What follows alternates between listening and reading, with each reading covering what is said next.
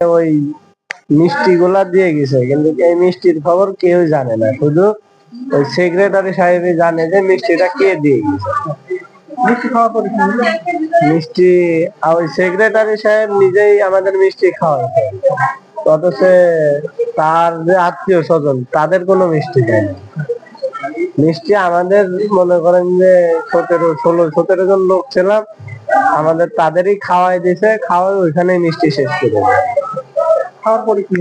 খাওয়ার পরে ধরেন যে মোনাজাত শেষ করে মসজিদ থেকে বেরোইছি, বেরোই মনে করেন যে আমি আর বাসায় আসতে পারিনি, অজ্ঞান। আমি ওইখানে অজ্ঞান হয়ে গেছি।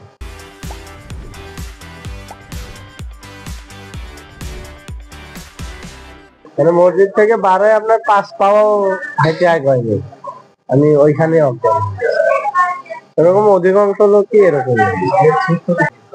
মিলাদ মাহফিল শেষে যে প্যাকেটটা দিয়েছে, প্যাকেটটা খাওয়ার পরে সবাই খুলে খাওয়ার পরে যারা খাইছে, খাওয়ার 1 থেকে 2 মিনিটের মধ্যে সবারই কোনো জ্ঞান নাই, কোনো কিছু নাই, যেভাবে ঢলে পড়তেছে। যেমন গলাকাটা মুরগি যেভাবে পড়লে পরে ঢলে পড়ে, ওইভাবে সব ঢলে পড়ছে।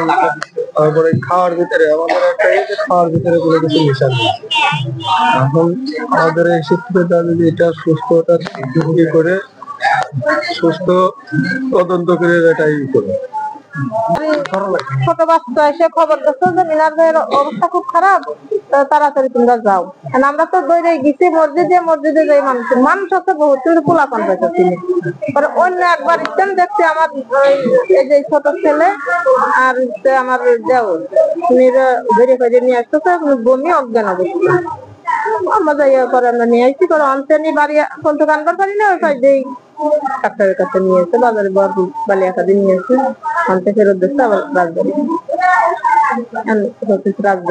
আমার ভাই ছেলে আছে 2 জন, বড় ভাই ছেলে আছে 1 জন, আর এক মামা আছে 4 জন আছে। এই মসজিদে মিলাদের পরে মিষ্টি খাওয়ার পরেছে তারা এরকম অসুস্থ। এখন আমরা এর জন্য একটা সুস্থ বিচার চাই।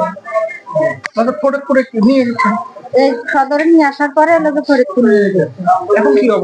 এখন একজন লোকে একটু সুস্থ বড়জন, আর 2 জন লোকে একেবারে অসুস্থ। আর মামার যে আমার ছেলে হলো বাড়ি গেল, বাড়ি যাওয়ার পরে মানে আমার বাচ্চাটা কাঁধে করে নিয়ে যেয়ে বলতেছে কি এই কাকা তোর সওয়াল অসুস্থ। আমি বরাতে বাড়ালাম, বাড়াই এসে দিয়ে আমার সওয়াল ঢুলে পুড়ে যেতেছে। এই মুহূর্তে আমি কাঁধে করে নিয়ে চলে গেলাম বালিয়াকাতি হাসপাতালে নিয়ে গেলাম। হাসপাতালে বলে আপনি খুব দ্রুত নিয়ে যান রাজবাড়ি। রাজবাড়ি নিয়ে এসে ভর্তি করলাম, ভর্তি করার পরে সেই সওয়াল এইরকম অসুস্থ হয়ে আছে, মানে এইটুকু।